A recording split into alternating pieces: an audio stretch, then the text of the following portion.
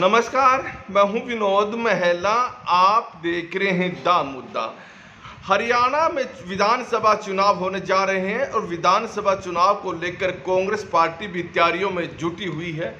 जिस तरह से लोकसभा चुनाव में कांग्रेस पार्टी ने 5 सीट जीती हैं, उसके बाद कांग्रेस के नेता बलिया कूद रहे हैं। अब पार्टी हाईकमान ने टिकट वितरण को लेकर जो स्क्रीनिंग कमेटी होती है, उसका चेयरमैन अजय माकन को बनाया है। अजय माकन वही दिल्ली के नेता है जिन्होंने हरियाणा से राज्यसभा का चुनाव लड़ा था और आंकड़े होने के बावजूद भी वो चुनाव में हार गए थे और कांग्रेस के एक विधायक ने बगावत अंदर खाते की थी, यानी भीतरघात किया था और अजय माकन को हार का सामना करना पड़ा था। और अब अजय माकन हरियाणा में जो विधानसभा चुनाव हो रहे हैं उसको लेकर, यानी जो टिकट देने हैं उसकी जो स्क्रीनिंग कमेटी उसके चेयरमैन बनाए गए हैं। जहां तक की बात करें, कांग्रेस पार्टी बिना संगठन के इन चुनाव में उतरने जा रही है और 10 सालों से कांग्रेस के पास कोई संगठन नहीं है, मात्र प्रदेश अध्यक्ष है। 10 सालों से जिला अध्यक्ष बने नहीं है और उदयबान जो प्रदेश अध्यक्ष हैं वो तीसरे प्रदेश अध्यक्ष बन चुके हैं, जो अब तक कार्यकारिणी घोषित नहीं कर पाए हैं। दरअसल लोकसभा चुनाव 2014 में कांग्रेस पार्टी की बड़ी हार हुई थी।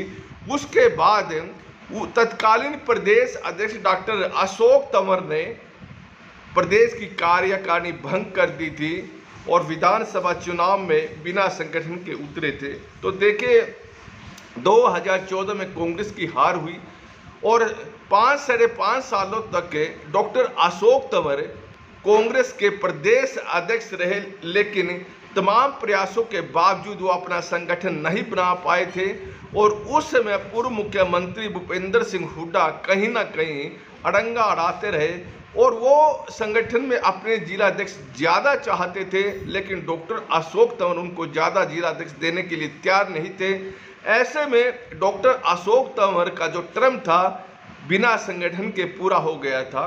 उसके बाद कुमारी शैलजा प्रदेश अध्यक्ष बनी और देखें, डॉक्टर अशोक तंवर को प्रदेश अध्यक्ष पद से हटवाने में पूर्व मुख्यमंत्री भूपेंद्र सिंह हुड्डा की विशेष भूमिका रही।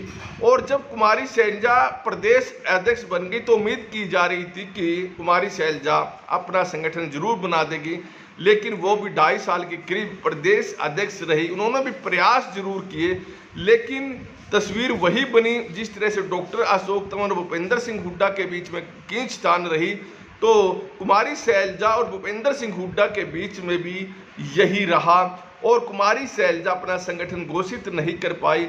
ऐसे में 2014 और फिर 2019 दोनों विधानसभा चुनाव में कांग्रेस बिना संगठन के चुनाव मैदान में उतरी और कांग्रेस की हार हुई है। खैर, कुमारी शैलजा के प्रदेश अध्यक्ष पद से हटाने के बाद उदयबान को प्रदेश अध्यक्ष बनाया गया और उदयबान पूर्व मुख्यमंत्री भूपेंद्र सिंह हुड्डा खेमे से आते हैं। उदयबान वही करते हैं जो भूपेंद्र सिंह हुड्डा कहते हैं और कई मंचों पर तो उदयबान यहाँ तक कह चुके हैं कि अगला मुख्यमंत्री भूपेंद्र सिंह हुड्डा बनेगा। हालांकि कुमारी शैलजा हो या फिर रणदीप सिंह सुरजेवाला, और जब कांग्रेस में किरण चौधरी हुआ करती थी, वो ये तमाम नेता ऑब्जेक्शन करते थे कि उदयबान को इस तरह की स्टेटमेंट नहीं देनी चाहिए और भूपेंद्र सिंह हुड्डा को अगला मुख्यमंत्री नहीं बताना चाहिए। मुख्यमंत्री कौन बनेगा इसका फैसला पार्टी हाईकमान करेगा। लेकिन उदयबान कहीं ना कहीं भूपेंद्र सिंह हुड्डा के हाथ में खेल रहे हैं, इस तरह के आरोप लगते रहे हैं।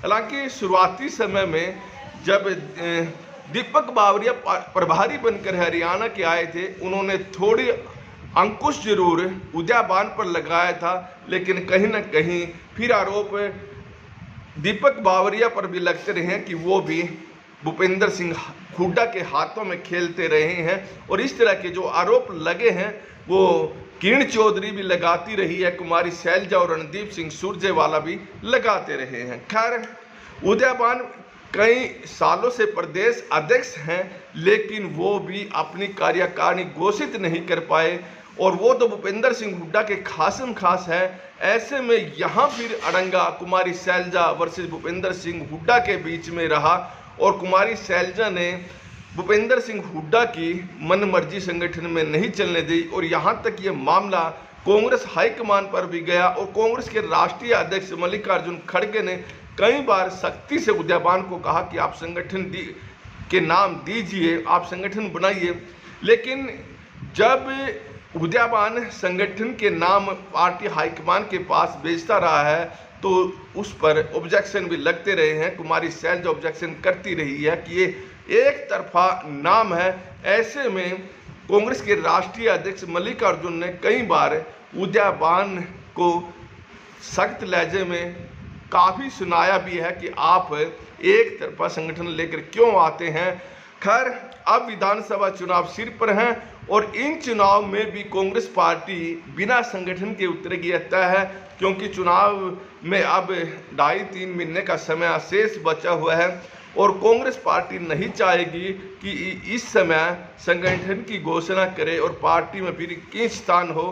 खैर, अब देखने वाली बात रहेगी कि क्या बिना संगठन के कांग्रेस पार्टी सत्ता हासिल करेगी, क्या सत्ता में वापसी आएगी, भारतीय जनता पार्टी को क्या हैट्रिक लगाने से रोक पाएगी।